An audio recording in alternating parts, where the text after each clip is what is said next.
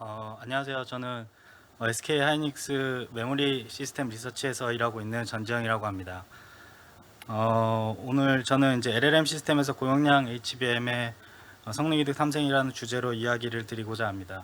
근데 아마 아까 지금 이 슬라이드는 원래 제가 발표 주제를 바꿔가지고 지금 예전 주제로 되어 있는 거고요. 예. 고용량 메모리의 성능 이득 탐색이 오늘 주제가 맞습니다. 네, 일단 정정을 좀 드리고요. 인트로덕션으로 이제 최근 제너레이티브 AI가 모두 아시다시피 널리 퍼지고 있는데, 그러면서 이제 모델의 크기도 점점 커지고 있고, 그럼에 따라서 이제 다음과 같은 하드웨어 경향성이 나타나는데요. 먼저 이제 더 많은 GPU, 더 큰 클러스터에서 분산 처리하려고 하고, 단일 GPU의 플롭수도 점점 늘려 나가려고 하고, 그 다음에 이에 맞추어 더 빠른 메모리, 다시 말해서 이제 더 높은 밴드위스를 가진 메모리를 요구합니다. 그리고 마지막으로 모델이 커지면서 사람들은 GPU당 메모리를 또 키우려고 하는 노력도 하는데요. 특히 이번 발표는 고용량 메모리에 초점을 맞춰서 이야기를 나누려고 합니다. 그리고 이제 이 발표의 배경, 그러니까 지금 청자분들의 흥미를 조금 더 유발시키기 위해서 약간 배경을 말씀드리면, 어제 이미 공개되었는데 저희 회사에서 이제 공식적으로 세계 최초로 16단 HBM을 출시하겠다고 언급했고요. 내년 1분기에. 그리고 이것은 아마도 이제 다른 경쟁사 대비 상당히 빠른 개발일 것 같고, 그렇다는 얘기는 이제 결국 당분간 16단 HBM은 저희 회사만 독점적으로 공급을 할 것 같고요. 그래서 이러한 측면에서 구체적으로 이런 고용량 GPU 메모리가, 그러니까 GPU의 메모리가 늘어났을 때 어떤 이점이 있을지가 이제 중요해질 것 같고요. 그래서 특히 이제 성능 관점에서 특히 트레이닝이랑 인퍼런스 두 가지 케이스 모두 다 살펴보면서 어떤 이득이 있는지 이제 탐색해 보려고 합니다.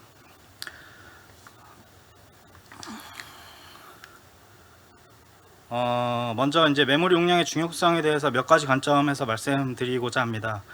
LLM 모델의 발전 경향을 보면 모델 파라미터의 수를 늘리면서 이제 정확도를 높이려는 경향들이 보였고요. 이제 모든 업체들이 다 마찬가지고, 그리고 또 오른쪽 그래프에서 보듯이 지원하는 컨텍스트의 길이도 늘어나고 있고, 이에 따라서 문단 정도의 길이에서 이제 책 한 권을 아예 단번에 처리할 수도 있게 되었습니다. 이렇게 파라미터가 늘어나고 컨텍스트가 길어지면 자연스럽게 더 큰 메모리를 요구하게 됩니다. 다음으로 이제 스케일하고 코스트 관점에서도 대용량 메모리는 중요한데요. 최근 다양한 빅테크 업체들이 수십에서 수백 GPU 클러스터를 구축하고 있습니다. 오른쪽 그래프는 32K GPU 클러스터의 비용을 보여주는데, 여기서 이제 특이한 점은 네트워크 코스트가 15% 이상으로 상당히 큰 비중을 차지하고, 반면 메모리 코스트는 이제 3% 미만인 걸 알 수 있습니다. 네트워크 비중을 낮추려면 단일 서버의 연산 능력과 메모리 용량이 높아져야 되기 때문에 상대적으로 이런 측면에서 메모리 용량은 중요할 것입니다. 그리고 최근에 업계 트렌드를 보면 이제 제너레이티브 AI 투자는 여전히 확대하는 기조를 보이고 있는데, 반면 이제 다 아시다시피 이제 AI 버블론이 나오기도 하고, 실제 수익으로 연결하기 위해서 수익성을 더 높여야 한다는 의견 같은 것도 나오고 있어서요. 실제로 이제 손해를 보면서 서비스하는 케이스도 있고요.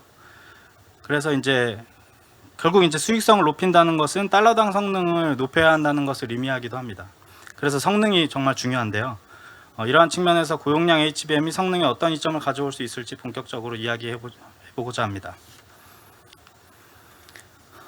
이 슬라이드는 이제 고용량 메모리의 성능 이득에 대해서 다양한 시나리오와 기술에 대해서 분석한 결과를 요약해서 보여줍니다. 먼저 이제 시나리오에 대해서 설명드리려고 하는데요. 시나리오는 이쪽 이제 컬럼 부분,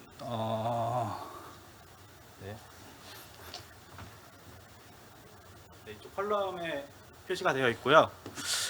그래서 LLM 인퍼런스 시나리오에서는 이제 사용자의 질문을 처리하는 프롬프트 단계하고 대답을 생성하는 제너레이션 단계로 이렇게 나눠지는데, 이를 별도의 서버에서 실행해서 분리해서 실행하는 시나리오가 있고, 그 다음에 하나의 서버에서 믹스해서 하는 시나리오도 있습니다. 그래서 이 세 가지 시나리오에 대해서 다 좀 살펴보고요. 그 다음에 트레이닝 같은 경우에는 이제 작은 모델을 파인 튜닝하는 싱글 GPU 시나리오하고, 대규모 모델을 프리 트레이닝하는 라지 클러스터 시나리오로 나누어서 성능 이득을 살펴봤습니다. 그리고 대용량 메모리를 활용하는 기술로는 이쪽 이제 행으로 구분되어 있는데요. 크게 이제 액티베이션을 더 저장할 거냐, 혹은 모델 파라미터를 더 저장할 거냐, 이런 기술로 이제 두 가지로 나눌 수 있습니다. 그리고 세부적으로 액티베이션을 더 저장하는 기술로 시퀀스의 길이를 더 긴 시퀀스의 길이를 지원하는 데 사용하거나, 혹은 배치 크기를 더 늘리거나, 혹은 이제 계산했던 액티베이션을 다시 재사용하는 등의 목적으로 활용해서 성능 이득을 볼 수 있습니다.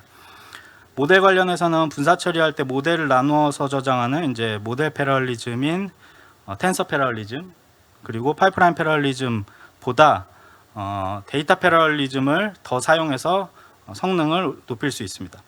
이렇게 다양한 시나리오와 기술 조합에서 어떠한 성능 이득이 있을지 다음 장에서 세부적으로 설명드리겠습니다. 먼저 인퍼런스에서 파이프라인 패럴리즘을 줄여서 성능을 개선할 수 있다고 지금 저희는 이번 파악을 했는데요. 파이프라인 패럴리즘은 이제 모델을 레이어별로 다수의 GPU에 나누어서 실행하는 기술인데, 인퍼런스의 특성상 사용자의 리퀘스트 길이가 일정하지가 않습니다. 질문을 하기 나름이겠죠. 그래서 그러면 이제 위에 블락 다이어그램과 같이 긴 리퀘스트 이후에 실행된 짧은 리퀘스트는 대기 시간이 발생하게 됩니다. 그리고 이 대기 시간을 버블이라고 하는데요. 하지만 모델을 나누지 않고 밑에 그림과 같이 GPU의 메모리 공간이 만약에 충분하다고 가정하면 모델을 모든 GPU가 다 복사해서 가질 수 있고, 그러면 이제 버블이 제거되는 효과가 있습니다. 오른쪽 성능 그래프는 최신 논문에서 발췌한 것인데, 파이프라인 패럴리즘 사용 유무에 따른 성능 차이를 보여줍니다. 주황색은 모델을 8단계로 나누고 8대의 서버에 분산 저장해서 파이프라인 패럴리즘을 적용한 결과이고, 녹색은 8대의 서버가 모델을 각각 다 복사해서 가지고 있고 독립적으로 동작했을 때의 결과입니다. 녹색이 주황색 대비 약 20% 높은 성능을 보이고 있고요. 그리고 이 기술은 저희가 판단할 때 프롬프트 단계에서 효과가 좋을 것으로 기대합니다. 왜냐하면 제너레이션은 모든 리퀘스트가 그냥 다 하나씩 토큰을 생성하기 때문에. 다음으로 늘어난 메모리를 배치 크기를 늘려서 성능을 향상시키는 케이스인데요. 배치는 여러 리퀘스트를 묶어서 처리하는 것을 의미하고요. 일반적으로 GPU의 리소스가 남을 때 배치의 크기를 늘리면 스루풋이 크게 증가하게 됩니다. 아래 그래프는 마이크로소프트에서 개발한 인퍼런스 시뮬레이터인 비드루에서 배치 크기의 효과를 저희가 직접 실험한 거고요. X축은 배치 크기, Y축은 스루풋입니다. 이미 프롬프트 단계는 배치 크기에 의한 효과가 미미하다고 알려져 있기 때문에 제너레이션 단계만 따로 떼서 실험을 했고요.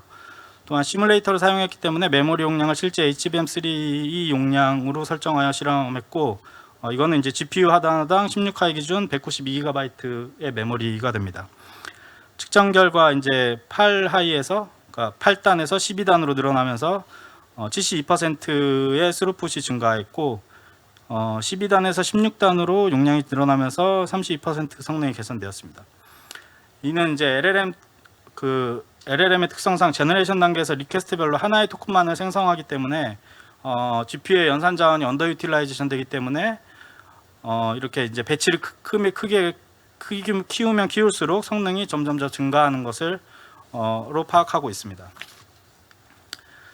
그리고 배치 크기를 늘리는 것은 아까 말씀드렸듯이 프롬프트랑 제너레이션을 섞어서 실행하는 믹스 시나리오에서도 효과를 보일 것으로 기대하는데요.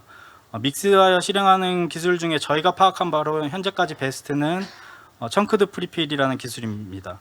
이거는 이제 프롬프트를 작은 크기의 청크로 나눠서 제너레이션과 이제 섞어서 함께 실행하는 기술입니다. 이 논문에 의하면 이제 최대 성능을 보이는 프롬프트와 제너레이션 비율은 이와 같이 수식으로 결정된다고 합니다. 이제 청크 사이즈 나누기 배치 -1 이 수식인데요.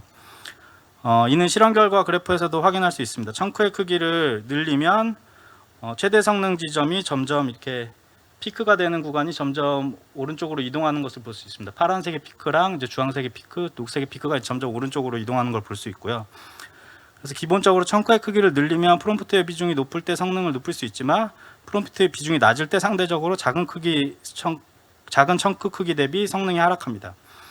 큰 청크 크기에서 최대 성능을 내는 프롬프트 제너레이션 비중을 낮추기 위해서는 배치 크기를 함께 키워야 합니다. 이 수식에서 보듯이 256 청크 18 배치는 512 청크 36 배치와 최대 성능 지점이 유사할 것으로 예상이 됩니다. 그래서 512 청크 36배치의 결과가 지금 붉은 정선으로 저희가 예측한 건데요.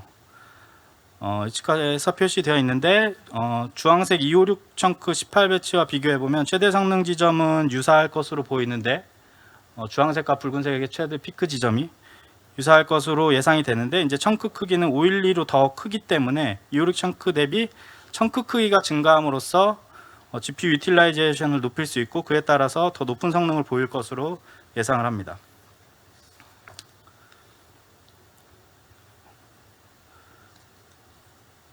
그 다음에 롱 컨텍스트에 대한 성능 이득도 생각해 볼 수 있습니다. 왼쪽 그래프는 롱 컨텍스트를 분산 처리하는 마이크로소프트의 율리시스라는 논문에서 발췌한 것이며 연산 시간과 통신 시간의 비중을 보여주고 있습니다. 절대 통신 시간은 약 10ms로 일정한데 GPU 수가 증가할수록 통신 시간의 비중은 증가합니다. 그래서 메모리가 늘어나면 이러한 통신 시간의 비중을 줄여 성능을 개선할 수 있습니다. 예를 들면 이제 메모리가 부족해서 32개의 GPU에서 분산 처리해야 한다고 했을 때 가정하면 이제 2개의 리퀘스트를 오른쪽과 같이 순차적으로 처리해야 됩니다. 그런데 이제 메모리가 더 늘어나서 만약에 왼쪽처럼 16개의 GPU 묶음 2개에서 독립적으로 2개의 리퀘스트를 동시에 실행한다고 하면 결국 최종 시간이 통신 시간만큼 오히려 더 줄어드는 것을 볼 수 있습니다. 그래서 정리하면 이제 롱 컨텍스트 처리할 때는 메모리 용량이 크면 하나의 리퀘스트를 나눠서 분산 처리하기보다 리퀘스트를 나누지 않고 독립적으로 분산 처리하면 통신 오버헤드를 줄여 성능을 개선할 수 있습니다. 이제부터는 트레이닝에 대해 성능 이득을 분석해 보겠습니다. 먼저 싱글 GPU 시나리오인데요. 싱글 GPU 트레이닝 경우에는 이제 고용량으로 액티베이션을 리유즈할 때 성능 향상이 가장 큰 것을 확인했고요.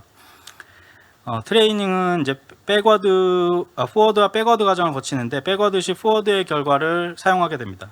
그런데 이제 메모리가 부족할 경우에 레이어 내부에 이제 포워드 연산 결과를 전부 저장하지 않고 일부만 저장해서 백워드 할 때 다시 계산하기도 합니다. 그래서 이렇게 되면 이제 역으로 메모리가 늘어날 경우에는 포워드 결과를 전부 만약에 저장할 수 있다고 하면 다시 재계산을 할 필요가 없기 때문에 이런 재계산 시간을 제거할 수 있습니다. 이 실험에서는 파이2 2.7빌리언 모델로 다양한 배치 크기와 액티베이션 리유즈를 활성화시켰다가 비활성화시키는 이런 모든 조합에 대해서 메모리가 허용하는 한 모든 조합에 대해서 지금 실제 H100 GPU에서 동작해서 실험한 결과고요. 16하이는 12하이 대비 용량이 33% 더 큰데 이제 이를 이제 H100 GPU에 프로젝션 해가지고 16하이의 용량과 12하이의 용량을 각각 이제 80기가 60기가로 가정해서 지금 보고 있습니다. 그래서 이제 실험 결과를 보면 16하이에서만 액티베이션 재사용이 가능했고 그리고 12하이로는 액티베이션 리유즈하지 않고 배치 크기만 아무리 늘려도 이제 저 정도의 성능이기 때문에 결국은 이제 16하이의 성능이 21% 높게 측정되었습니다. 이 실험은 오프로딩 여부에 따른 성능 개선을 보여줍니다. 단일 GPU에서 메모리 용량이 부족할 경우 불가피하게 성능 하락을 감수하고 모델의 일부를 이제 CPU 메모리로 옮긴 다음에 실행하는 이제 오프로딩 기술을 사용해야 합니다. 근데 이는 바꾸어 말하면 메모리 용량이 늘어나면 오프로딩 시점을 늦출 수 있고 상대적으로 이런 오프로딩을 제거해서 성능 향상을 기대할 수 있습니다. 이 실험에서는 파이3 3.8빌리언 모델로 실험했고요. 죄송합니다. 3.8빌리언 모델로 실험했고 12i 기준으로는 오프로딩, 그러니까 12i 기준으로는 모델을 다 담을 수가 없어서 오프로딩이 필수적으로 해야 되고요. 근데 16하이에서는 오프로딩이 필요하지 않는 정도의 메모리 용량이기 때문에 이 둘의 성능 차이를 보면 오프로딩을 제거함으로써 성능이 약 1.7배 증가한 것을 볼 수 있습니다. 지금부터는 이제 GPU 클러스터에서 트레이닝 시 성능 이득에 대해서 살펴보겠습니다. 대규모 GPU 클러스터는 실제 구축하거나 대여하기가 사실 어렵기 때문에 저희는 자체 아날리티컬 모델을 사용해서 성능을 분석했고요. 아날리티컬 모델에서 다음과 같이 주요 패러럴리즘 오버헤드를 고려했습니다. 그래서 파이프라인 패러럴리즘 오버헤드는 여러 논문들에 이미 나와 있지만 파이프라인 패러럴리즘 단계 수, 그다음 마이크로 배치 사이즈, 인터리빙 정도에 따라서 계산을 했고요. 텐서 패럴리즘 오버헤드는 커뮤니케이션 타임하고 컴퓨테이션 타임을 다 직접 손으로 계산하고 그거를 두 개의 비중으로 계산을 했고요. 마지막으로 데이터 패럴리즘은 컴퓨테이션 타임과 텐서 패럴리즘 커뮤니케이션 타임을 포함한 전체 레이어 프로세싱 타임이 이제 데이터 패럴리즘의 커뮤니케이션 타임을 하이딩하는지 그거보다 작은지 큰지 그거를 판단을 해서 데이터 패럴리즘 커뮤니케이션 타임을 선택적으로 반영했습니다. 그래서 실험 시나리오는 크게 두 가지인데 설정은 이제 다음과 같습니다. 라마3 405빌리언 모델을 싱글 다이 블랙 LGPU인 GB300A가 16K에 존재하는 클러스터에서 8단 12단 16단의 메모리 크기를 96, 144, 192GB로 가정했습니다. 그리고 두 번째 실험은 GPT-4와 유사한 설정으로 듀얼 다이 GB200 GPU가 이제 32개 클러스터로 구성된 환경에서 동작하는 것을 가정했고요. 여기서 메모리 용량은 듀얼 다이 GPU이기 때문에 HBM 큐브 수, 그러니까 칩 수 자체가 2배 증가해서 용량을 2배 늘렸습니다. GPU당 용량을. 그래서 첫 번째로 그 라마 3의 실험 결과를 보여드리겠습니다. 텐서 패럴리즘, 파이프라인 패럴리즘, 데이터 패럴리즘 조합에 따라서 메모리 사용량과 GPU 유틸라이제이션이 달라지는데 그걸 다 조합을 이제 가능한 조합을 다 여기 표에 그려 놓은 것이고요. 적어 놓은 것이고 결국 이제 텐서 패럴리즘과 파이프라인 패럴리즘이 줄어들면서 자연스럽게 DP가 데이터 패럴리즘이 늘어난다고 보시면 되고 그에 따라서 메모리 사용량도 늘어나는 경향을 보입니다. 이에 따라서 이제 DP가 높아질수록 16단만 실행할 수 있는 조합이 존재합니다. 제가 표에 글자색으로 16하이만 가능한 조합을 빨간색, 그 다음에 12하이만 가능한 조합을 보라색으로 표시했고요. 오른쪽은 모든 패럴리즘 조합에 대해서 GPU 유틸라이제이션 측정한 결과이고 DP가 높을수록 더 높은 유틸라이제이션을 보이는 결과를 보여줍니다. 트레이닝에 필요한 전체 오퍼레이션 수는 고정이기 때문에 결국 GPU 유틸라이제이션이 그 트레이닝 성능이라고 볼 수 있습니다. 성능 숫자를 보면 유틸라이제이션을 보면 8단, 12단, 16단에서 모두 베스트 성능은 TP16에서 나타났고 결국 파이프라인 패럴리즘을 줄이고 데이터 패럴리즘을 높이면서 12단, 16단으로 가면서 점점 성능이 개선되는 것을 볼 수 있습니다. 특히 12단 대비 16단이 18% 더 높은 성능을 낼 것으로 예측이 되었습니다. 두 번째 GPT-4 실험에서도 유사한 경향을 보였는데요. 16단은 12단 대비 이제 파이프라인 패럴리즘을 더 줄여서 더 높은 성능을 보이고 있습니다.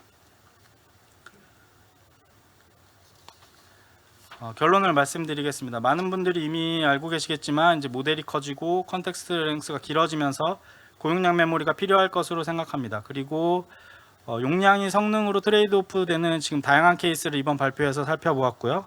그 중에서 트레이닝의 경우 파이프라인 패럴리즘을 줄여서 12i 대비 16i가 18% 성능을 개선할 수 있었고 인퍼런스 경우에는 16i로 배치 크기를 늘려서 제너레이션 스루풋을 32% 개선할 것으로 예측했습니다. 이러한 결과를 봤을 때 HBM 16단 제품이 12단 대비 성능상 명백한 우위를 가지고 있다고 볼 수 있고 다른 한편으로는 제너레이티브 AI 서비스의 달러당 성능을 낮추는데 굉장히 크게 기여할 수 있을 것으로 생각합니다. 그렇기 때문에 시장에서 널리 사용될 것으로 판단합니다. 제 발표는 여기까지입니다. 감사합니다.